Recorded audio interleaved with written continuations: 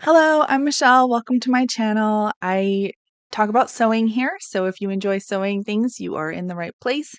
And in this video, I decided to just make a short video on how to make your own bias tape so that you can make it from matching fabric to whatever your project is. So if you would like to see that, go ahead and continue watching. If you would like to see other sewing content, you can head on over to my channel. But I hope you enjoy, no matter what you're watching. To create our bias tape, we need to find our bias grain. This will be located at a 45-degree angle from the selvage, which is the edge that is pre-finished when you purchase your fabric. You can find this with an angled tool, and the device I'm using, the measuring device I'm using, has a 45-degree arrow on it, so this helps me find that bias grain.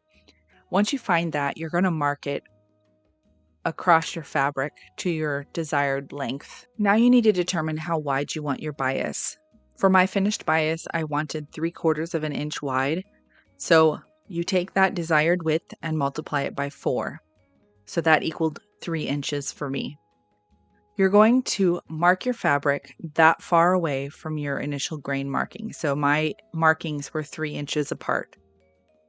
You can do this as many times as you need so that you end up with the length of the bias tape that you want. So you're going to cut your strips, and then I cut some shorter ones here so I could show you what I needed to.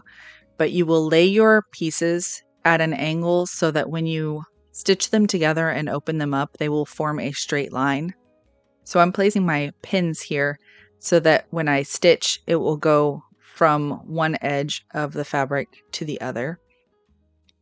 And there you can see when I open it, it will make it a straight piece. So now I'm going to move over to my sewing machine, and I'm going to put my stitch line right where those two pieces meet in the corner. You always want to backstitch when you are starting out, so that is pushing the reverse button for a few stitches so that you lock your thread in place. And then you're just going to stitch a straight line from one meeting point to the meeting point on the opposite side where the fabrics touch.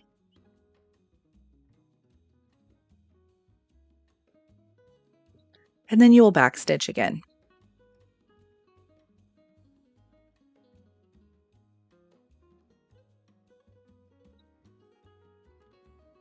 Snip your thread and trim those corner pieces so that they don't stick out when you open up your fabric.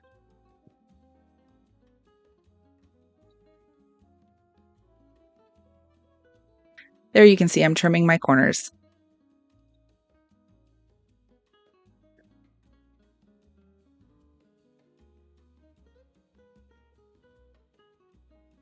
So when I open it up, my fabric is straight on the edges, and then you will press that joint open. So here we are going to press our bias tape. First, you will press open those seam allowances so that they lay flat. Then you're going to fold your bias tape in half and press that flat, just like this. Then you are going to fold each edge into the middle.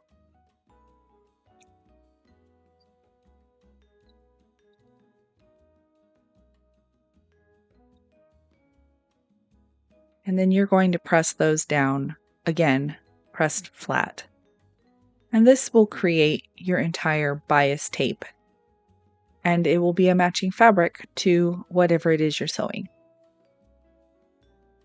And this is what I used that bias tape for. I made a pot holder for my son. He's an adult, but he likes to cook. So I made a pot holder with this tool, canvas, for him. So that's what I used that for. So there we have it. Now you know how to make your own bias tape, and you can use it in many projects in the future. So I hope you enjoyed my video. If you did, give me a like, give me a thumbs up, give me a subscribe if you're not already subscribed. And if you are, thank you so very much. If you're not, thank you so much for watching, no matter whether you subscribe or not.